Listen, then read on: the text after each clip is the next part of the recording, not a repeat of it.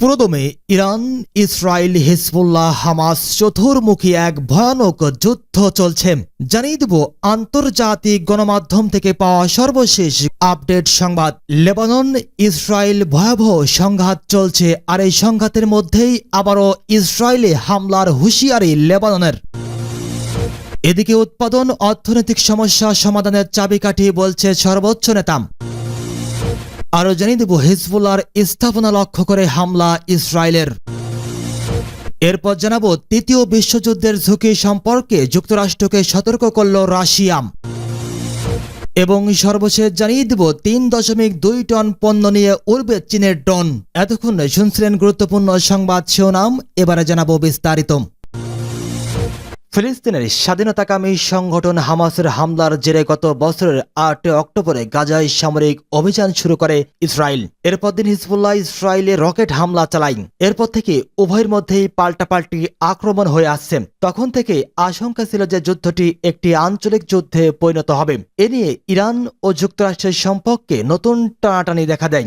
বিশেষ করে গত মাসে লেবাননের রাজধানীতে হামলায় সশস্ত্র গোষ্ঠী হিজবুল্লাহর অন্যতম নেতা নিহত হলে উত্তেজনা আরও বাড়েন। এর মধ্যে তেহরানে হামাসের রাজনৈতিক প্রধান নেতা ইসমাইল হানিয়া গুপ্ত হত্যার শিকার হন। এর জন্য ইসরায়েলকে দায়ী করে হামলার প্রস্তুতি নেয় ইরান। এতে আঞ্চলিক সর্বাত্মক যুদ্ধের ভয় আরও বেড়ে যায়। যাই হোক, লেবাননের দক্ষিণাঞ্চলে প্রায় ১০০ ইসরায়েলি যুদ্ধ বিমান হামলা চালায়, যদিও সংখ্যাটি নিয়ে নির্ভরযোগ্য কোনো প্রমাণ নেতানিয়াহুর বাহিনী দেয়নি। ইসরায়েলের সামরিক বাহিনী জানায় তাদের যুদ্ধ বিমানগুলো হিজবুল্লাহর লক্ষ্যবস্তুতে আগাম হামলা চালিয়েছে। হিজবুল্লাহর যোদ্ধারা বড় পরিসরে হামলার প্রস্তুতি নিচ্ছিলেন, তাই তারা আগাম হামলা চালিয়ে হিজবুল্লাহর অবকাঠামো ধ্বংস করে দিয়েছেন। এরপরেই ইসরায়েলের একের পর এক রকেট ও ক্ষেপণাস্ত্র ছড়ে হিজবুল্লাহ। ইসরায়েল জুড়ে ৪৮ ঘন্টার জন্য জারি করা জরুরি অবস্থা। বর্তমানে লেবানন ইসরায়েল জুড়ে তীব্র যুদ্ধ ব্যবস্থা বিরাজ করছে। আল জাজিরার এক বিশ্লেষণ বলছে, ইসরায়েলের উপর রোববারের হামলা হিজবুল্লাহর একটি বৃহৎ আকারের ইসরায়েলি প্রতিক্রিয়া এড়াতে ইচ্ছাকৃত প্রচেষ্টা বলে মনে হচ্ছে।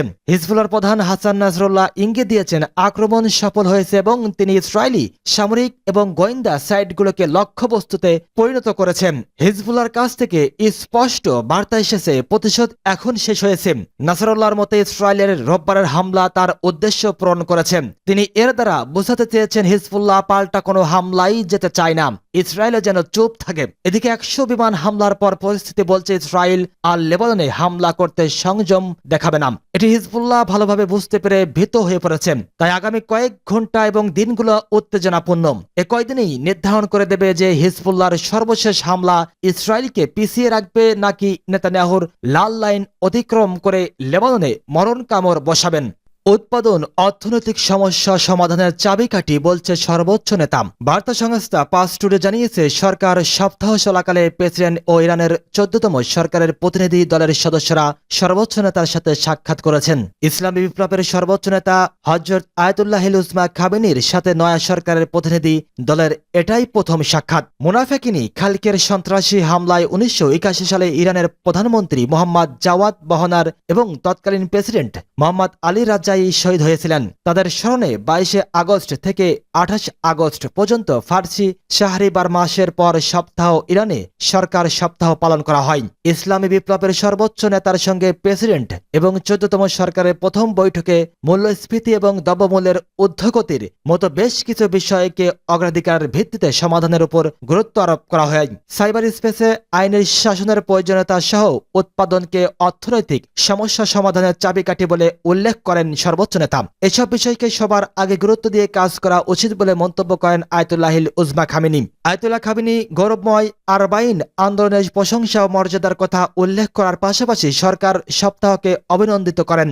দেশের উন্নয়নের স্বার্থে জনগণের সেবা করার সুযোগ এবং প্রচেষ্টাকে আল্লাহর পক্ষ থেকে একটি নিয়ামত হিসেবে বিবেচনা করেন সর্বোচ্চ নেতা। তিনি বলেন, আল্লাহ এবং তার সৃষ্ট মানুষের সেবা করার এই সুযোগ লাভের জন্য শুকরিয়া আদায় করা উচিত। সেই সাথে মনে রাখতে হবে, সরকারের মেয়াদ ৪ বছর বিদ্যুৎ কিংবা বাতাসের গতিতে পার হয়ে যায়। সুতরাং এই সময়ের মধ্যেই মহতি বহু কাজ করা যায়।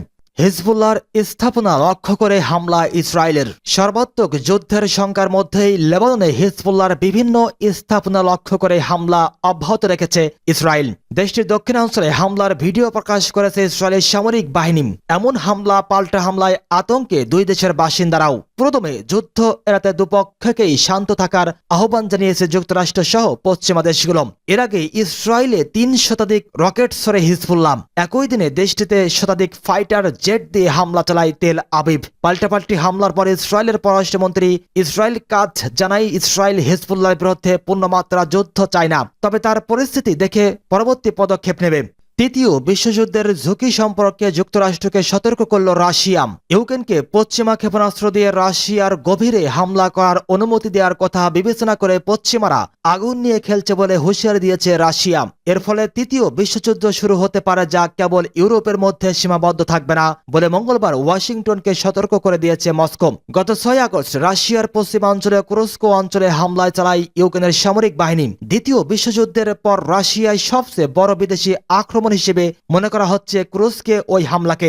রাশিয়ার প্রেসিডেন্ট ভ্লাদিমির পুতিন বলেছেন, রাশিয়ার পক্ষ থেকে এই হামলার যথাযথ জবাব দেওয়া হবে।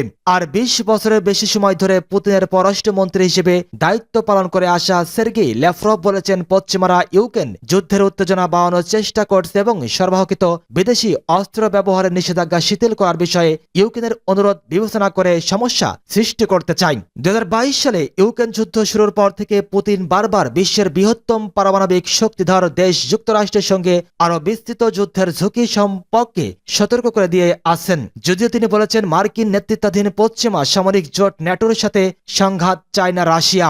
মঙ্গলবার মস্কোতে সাংবাদিকদের সঙ্গে আলাপকালে ল্যাভরভ বলেছেন, আমরা এখন আবারও নিশ্চিত করেছি যে আগুন নিয়ে এই খেলা এবং তারা ছোট বাচ্চাদের মতো ম্যাচ খেলতে যা বড় চাচা ও খালাদের জন্য অত্যন্ত বিপজ্জনক, বিশেষ করে যাদের এক বা অন্য একাধিক পশ্চিমা দেশের পারমাণবিক অস্ত্রের দায়িত্ব দেওয়া হয়েছে। তিনি বলেন, আমেরিকানরা দ্বিতীয় বিশ্বযুদ্ধের সম্পর্কের আলোচনাকে এমন কিছু হিসাবে বিবেচনা করে যে সৃষ্টিকর্তা এটিকে নিষিদ্ধ করেছেন।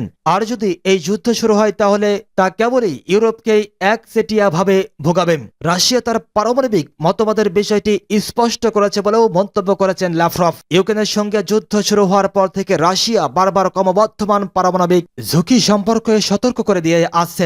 মার্কিন যুক্তরাষ্ট্র বলেছে, মস্কোর এই সতর্কতাকেও গুরুত্ব সহকারে নিতে হবে। মার্কিন কর্মকর্তারা বলেছেন, তারা রাশিয়ার পারমাণবিক হুমকিতে কোনো পরিবর্তন দেখতে পাননি। 3.2 টন পণ্য নিয়ে উড়বে চীনের ড্রোন। ক্রেতার ঘরে ড্রোন দিয়ে পণ্য পৌঁছে দেওয়ার সারা বিশ্বে ক্রমেই জনপ্রিয় হয়ে উঠেছে, তবে সেসব ড্রোন তত বেশি ওজনের পণ্য বহন করতে পারে না। এক্ষেত্রে চীন সৃষ্টি করেছে এক ব্যতিক্রমী দৃষ্টান্ত। আন্তর্জাতিক বার্তা সংস্থা রয়টার্স জানায়, 3.2 টন ওজনের পণ্য বহনে সক্ষম ড্রোনের পরীক্ষামূলক উড্ডয়ন করেছে বিশ্বের দ্বিতীয় অর্থনৈতিক দেশ চীন। প্রতিবেদনে বলা হয়, আগামীতে চীনের অভ্যন্তরীণ চাহিদা মেটাতে ড্রোন তৈরির প্রতিষ্ঠানগুলো প্রতিনিয়ত বড় বড় আকৃতির মানববিহীন উড়োজাহানের উপর গুরুত্ব দিচ্ছে। এরই অংশ হিসেবে চীনের এই SS-750 ড্রোনটি তৈরি করা হয়েছে। শুক্রবার চীনের সরকারি হিউনান ডেইলির প্রতিবেদনে বলা হয়, গত বৃহস্পতিবার চীনের দক্ষিণাঞ্চলীয় হিউনান প্রদেশে তৈরি S-750 ড্রোনটি 40 মিনিট আকাশে ওড়ে। নির্মাতাদের ভাষ্য, উড়োযানটি 24,000 ফুট উপর দিয়ে 2,200 কিলোমিটার পথ চলাচল করতে পারবে। চলতি মাসের শুরুতে সিচুয়ান প্রদেশে 2 টন ওজন পণ্য বহনকারী ড্রোনের পরীক্ষামূলক উড্ডয়ন চালানো হয়েছিল। মাস না শেষ হতেই দেশটিতে দেখা গেল 3.2 টন ওজন বহনকারী ড্রোনের পরীক্ষামূলক উড্ডয়ন। প্রায় 2 মাস আগে রাষ্ট্রায়ত্ত aviation industry corp of China 700 কেজি ওজনের পণ্য বহন করা ড্রোনের পরীক্ষামূলক উড্ডয়ন চালিয়েছিল। আগামীতে 2030 সালে চীনের ড্রোন শিল্প $280 বিলিয়ন পৌঁছাতে পারে বলে আশা করা হচ্ছে।